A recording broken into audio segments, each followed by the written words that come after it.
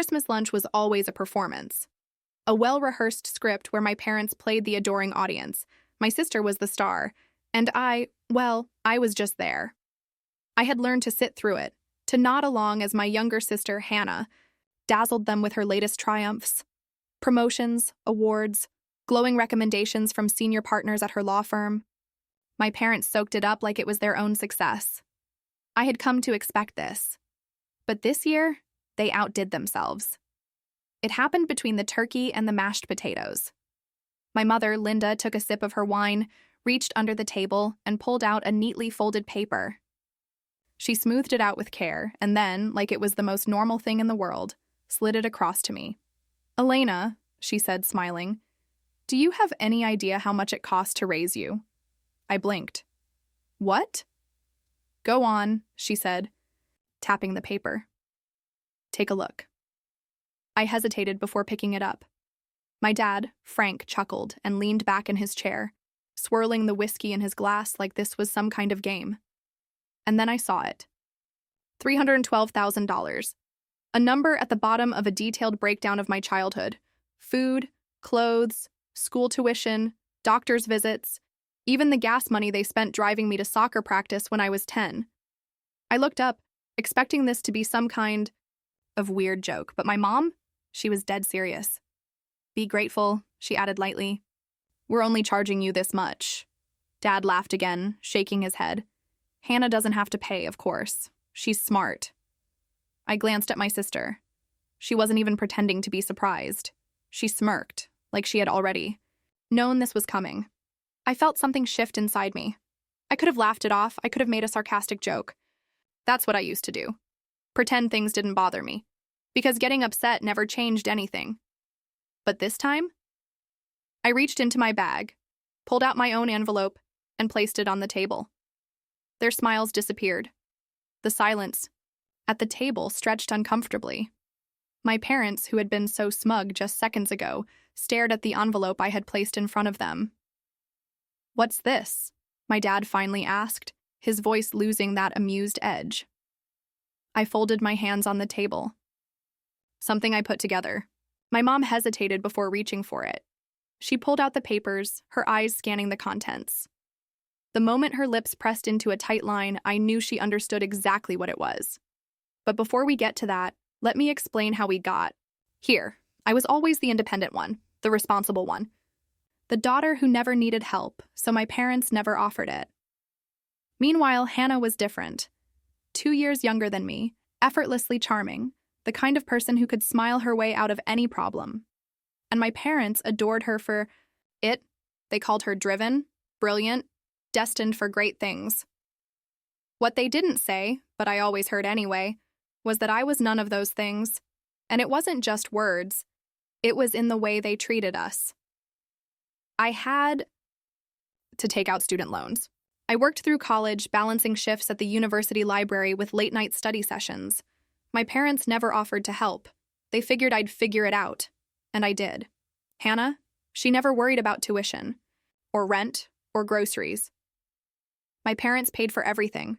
Her apartment, her car, even her gym membership. And when I asked why, they always said the same thing. "You're independent, Elena. You don't need help." As if needing help was a prerequisite for receiving it. As if my ability to survive on my own was a reason to punish me. I told myself it didn't matter. That as long as I was financially stable, I didn't need their approval or support. But now, sitting at this Christmas table, looking at a literal bill for my own childhood while my sister sat across from me, smirking like she had won, something inside me snapped. That's why I brought the envelope. And the moment my mom's face lost all its color, I knew I had their attention. My dad leaned forward, peering at the paper in my mom's hands. "What is it?" he asked, impatient. She didn't answer. So I did. "It's a record of every unpaid hour I've worked for your company over the years." Mom's fingers tightened around the paper. I leaned back in my chair. "I started keeping track after I realized how often you asked for my help. It started small, weekend visits, a few hours here and there. Then it became every holiday. Every time you were too busy. Flying back to Ohio just to help you sort through the mess you let pile up at the office. Dad's expression shifted. You always said you'd pay me, I continued. But the money never came. So I decided to calculate what that time was actually worth. My sister picked up the second page, her lips moving as she scanned the numbers. At the bottom of the document was a number. $274,000. That's how much I had given them, in time and effort and labor, unpaid, unacknowledged. Mom set the paper down carefully, like it was burning her fingertips.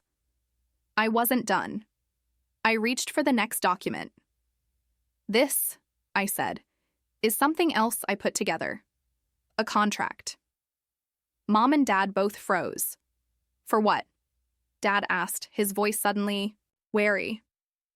I took a slow breath before answering. It's a reservation at a luxury senior living residence. I put the deposit down last month.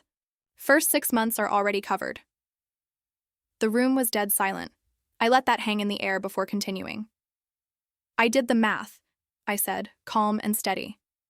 The business isn't going to survive for much longer. Your retirement fund isn't enough.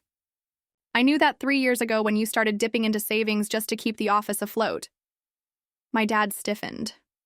You applied for a loan, I continued, but the bank refused. Because they saw what I saw. You're operating at a loss. And it's only getting worse. My mom shook her head. That's not true. It is, I said simply. And I have 5 years of financial reports to prove it. I reached into my bag one last time and pulled out a USB drive. I placed it on the table, right on top of their Christmas bill for me. Everything you need to confirm it is on here. My parents exchanged a look. For the first time in my life, I saw something close to fear in my father's eyes. I wasn't their helpless little girl anymore. I was someone who saw right through them. And they had no idea how to handle that. I turned to my sister. She had been quiet this whole time. No smirk, no smug expression, just a confused, slightly panicked look. What? I asked. Nothing to say? She hesitated. I didn't know. Didn't know what? I asked, tilting my head. That our parents have been in financial trouble? Or that I've been covering for them this whole time? She blinked. You what? I exhaled, leaning back. You didn't think they could actually afford your law school tuition, did you? Her face paled. Mom and Dad looked down at their plates, avoiding my eyes. Because we all knew the truth now. 2 years ago, when my parents realized they couldn't pay for Hannah's tuition anymore, they did what they always did. They came to me. And, like an idiot, I said yes. I took on extra consulting jobs in New York, worked weekends, pushed myself to the breaking point, and every single dollar went to making sure Hannah never had to worry about money. She looked at our parents now, her voice quieter. You told me everything was fine. Dad cleared his throat. We didn't want you to worry. Hannah's gaze flicked back to me. Why didn't you tell me? I gave a tired smile. Because I knew you'd never question it. You'd just take it. Just like you always have. Her eyes flickered with something I couldn't quite name. Guilt, maybe. Maybe something else. But I wasn't looking for an apology. I had already said what I needed to say. I pushed my chair back and stood. I think we're done here. My mother snapped out of her trance. Wait, Elena, where are you going? I grabbed my coat. I booked a hotel. Dad stood, panic flashing in his expression. You're leaving? Yes. Just like that? I looked at them. You handed me a bill for my own childhood, I said. I think that's enough for today. And with that, I walked out the front door. The cold November air hit me as I stepped outside, but I barely felt it. My heart was pounding, my mind racing through everything that had just happened. I had expected tension, but I hadn't expected that moment. Watching my parents sit in stunned silence as their carefully maintained illusion of control shattered in front of them. For the first time in my life, I had forced them to see me. I got in my car and drove to the hotel I had booked, a quiet place on the edge of town. I checked in, dropped my bag on the floor, and collapsed onto the bed. I should have felt satisfied. I had said everything I needed to say. I had put the truth in front of them and left them to deal with it. But I didn't feel satisfied. I felt tired. I stared at my phone on the nightstand, its screen lighting up every few minutes. Missed calls, messages, none from Hannah, all from my parents. I didn't open them, not yet. Instead, I lay back and let my mind wander. Had I overdone it? Had I really just walked out of Christmas lunch forever? I thought about my mother, how she had paled when she saw the number at the bottom of my document. About my father sitting there, unable to argue with the facts in front of him. I thought about Hannah. The moment she realized that her picture-perfect life had been funded by me, not by our parents. For the first time, she didn't have an answer. I closed my eyes, listening to the hum of the heater, feeling exhaustion pull at me. No, I hadn't overdone it. I had just finally stopped pretending. The next morning, I woke up to a knock at my door, not room service. A voice I hadn't expected. Elena? I sat up, my pulse spiking. I got out of bed, crossed the room, and pulled open the door. My father was standing there. Frank Carter was a man who never looked unsure of himself. He had built his business from nothing, prided himself on his logic, his calculations, his certainty. But standing in that doorway, he looked tired. Not just physically.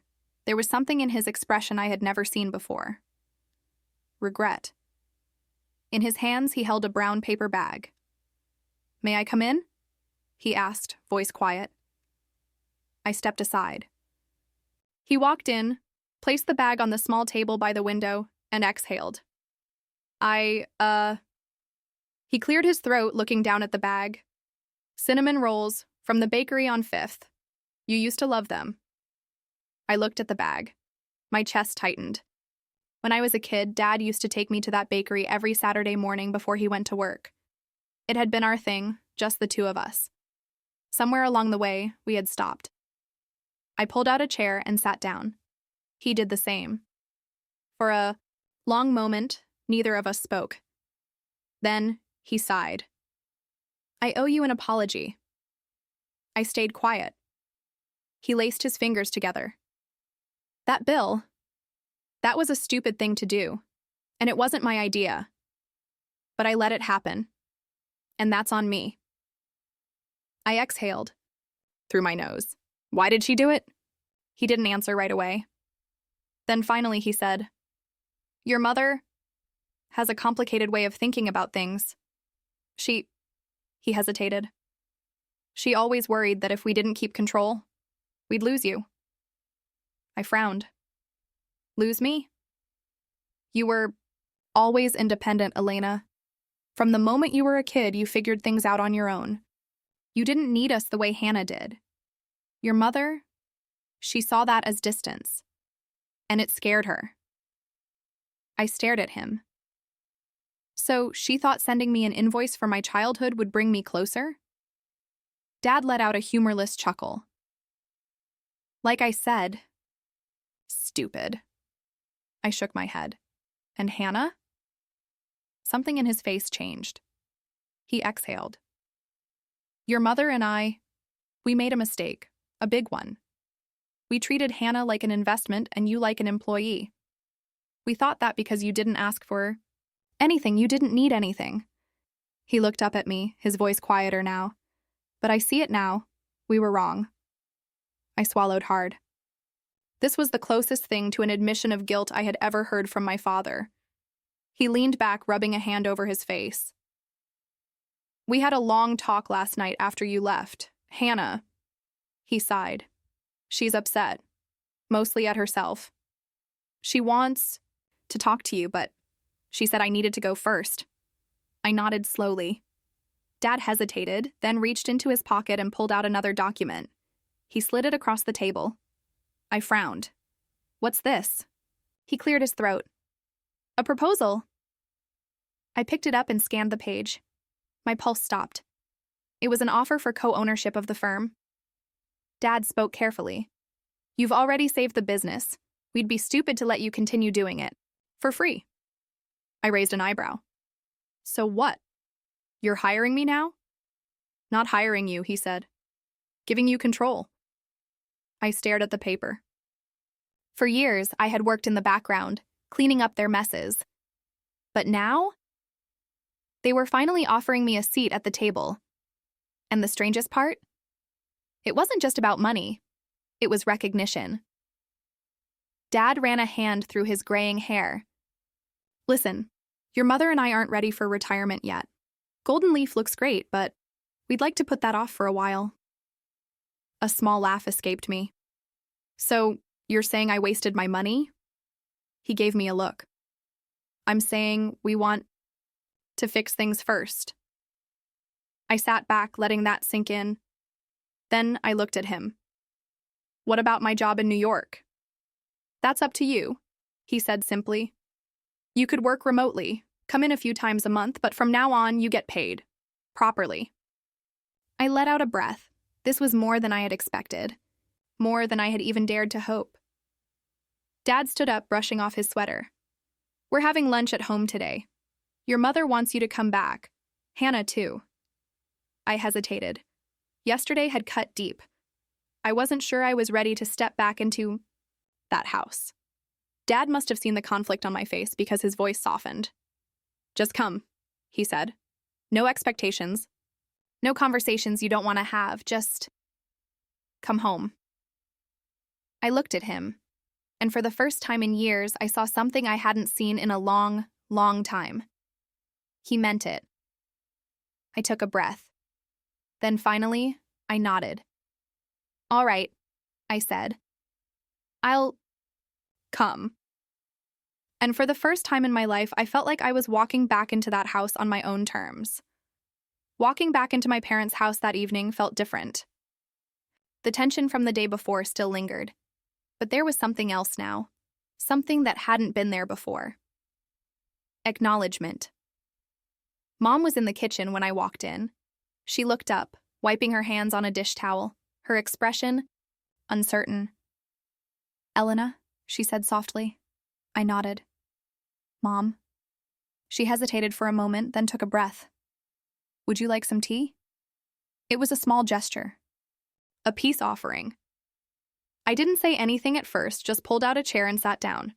She busied herself with the kettle, her back to me. I wanted to say I'm sorry. For the bill, for everything. I stayed quiet. I needed to hear what came next. She placed the cup in front of me, then sat across the table, folding her hands. I was wrong, she admitted, looking at me directly for the first time. I thought that if I could quantify everything we did for you, then maybe you'd understand how much we cared. I stared at her.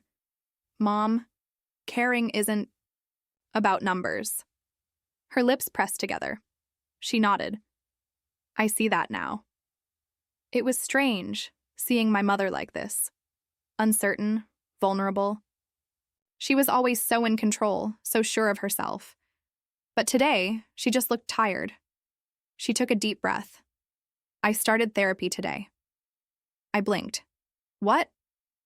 She gave a small, nervous laugh. After you left yesterday, I realized I've been carrying a lot of things that I never dealt with, and that I passed them on to you and Hannah. I sat back, surprised. Mom, the woman who always acted like she had everything under control, had willingly gone to therapy? I studied her face. For the first time, I believed that maybe, just maybe, she was actually trying. I nodded. Good. She exhaled, like she had been holding her breath. Then from the hallway, Elena, I turned. Hannah stood there, hands clasped in front of her, looking uncomfortable. I sighed. Let's go talk. Hannah and I sat in the living room, away from our parents. She was quiet at first, fidgeting with her nails, like she wasn't sure how to start. I wasn't about to make it easier for her. She finally sighed. I didn't know. I raised an eyebrow. Which part? She swallowed. All of it. I tilted my head. You really never wondered how mom and dad were able to afford your law school when they were struggling to keep their business running? She hesitated. I just thought they figured it out. I gave a short laugh. They did, by asking me to cover it. She looked down. I should have known. I shrugged.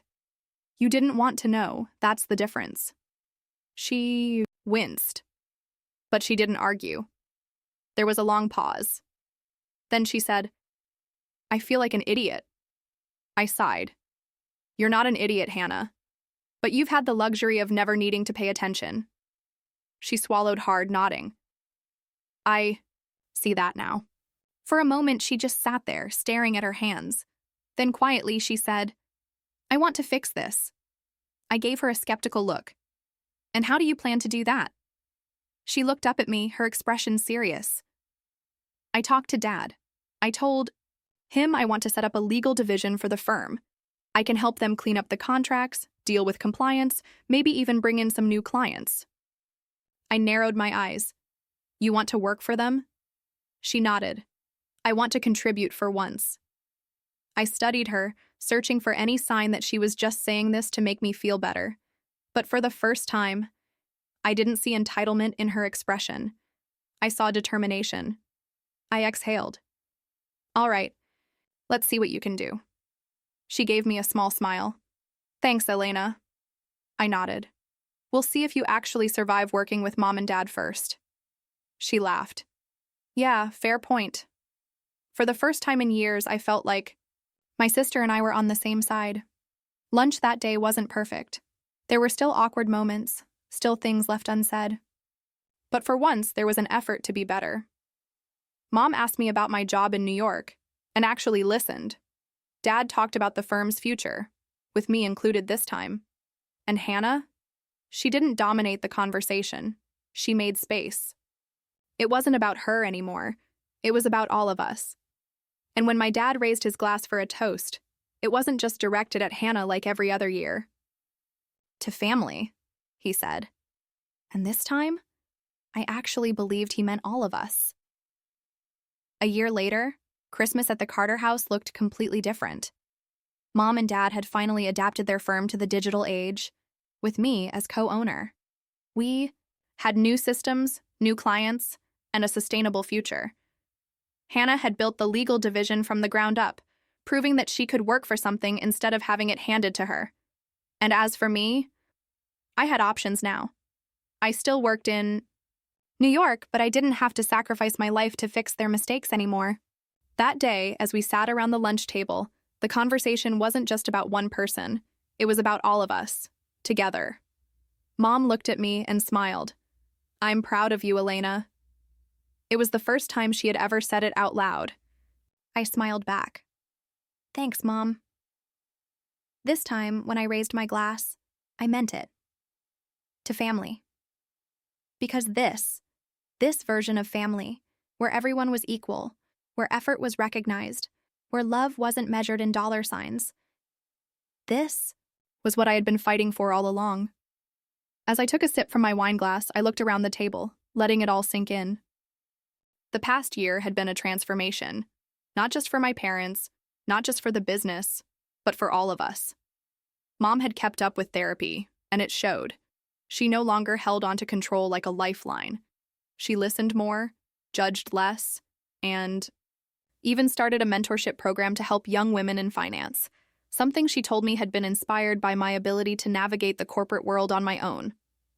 Dad had stepped back at the firm, finally trusting someone other than himself to lead. And he had finally let go of the outdated belief that one child was an investment while the other was just self-sufficient. And Hannah? She was a different person. Not in some dramatic overnight way. She was still Hannah, still quick-witted, still ambitious, but she no longer took things for granted. Instead of being the star of every conversation, she had learned to listen, to ask questions, to appreciate the effort that went into things she once assumed just happened. She had earned her place in the family business, not because of Mom and Dad, but because of her own work. I had spent years resenting my family, assuming things would never change. But sitting at that lunch table, I realized something. They had changed. And honestly, so had I. After lunch, Hannah and I found ourselves in the kitchen, doing dishes like we used to when we were kids. She handed me a towel, then leaned against the counter. You know, she said, I was thinking about that bill Mom gave you last year. I let out a laugh. What about it? She smirked. Well, technically, if we're tallying up numbers, they should be paying you for everything you've done. I snorted. That's exactly why I threw my own numbers back at them. Hannah shook her head, looking down at the sink. I was so blind, she admitted. I thought I was working hard, that I deserved everything I had. But I never saw what was happening behind the scenes, what you were doing. I didn't say anything. I just let her talk. She exhaled. I don't want to be that person again. The one who coasts while someone else is carrying the weight. I raised an eyebrow. And? She grinned. So I think I should send Mom and Dad an invoice for all the legal consulting I've done this year. I laughed, shaking my head. Now that, I said, is a bill I'd actually love to see. For the first time in years, I felt light. The day wound down. The dishes were done, the leftovers packed away, and the fireplace crackled softly in the background. As I grabbed my coat, Dad walked up to me. You know, he said, rubbing the back of his neck. I meant what I said earlier. I really am proud. Of you. I nodded. I know. He hesitated. I should have said it a long time ago. I looked at him, really looked at him. He wasn't just saying it out of obligation. He meant it. And that was enough. I'll see you next weekend, I said. You will? He asked, sounding almost surprised. I smiled. Yeah, Dad, you will. As I walked to the door, Mom called out, Wait! I turned. She hurried over, something folded in her hands. I recognized it instantly. That stupid bill from last year. But as she handed it to me, I realized something was different. I opened it and saw one small change. The number at the bottom? Crossed out. And beneath it, in her careful handwriting, she had written, We owe you far more than this. And we're sorry. I looked up. Mom's eyes were glassy. She gave me a soft smile, one I had never seen before. One that wasn't proud of what I had, accomplished, but simply proud of who I was. I folded the paper and tucked it into my coat pocket. Thanks, Mom. She reached out and squeezed my hand. See you soon? I nodded. See you soon? As I walked out into the cold, crisp November air, I let out a slow breath. For the first time in a long time, I wasn't leaving my family behind. I was walking toward something new, something better, something earned.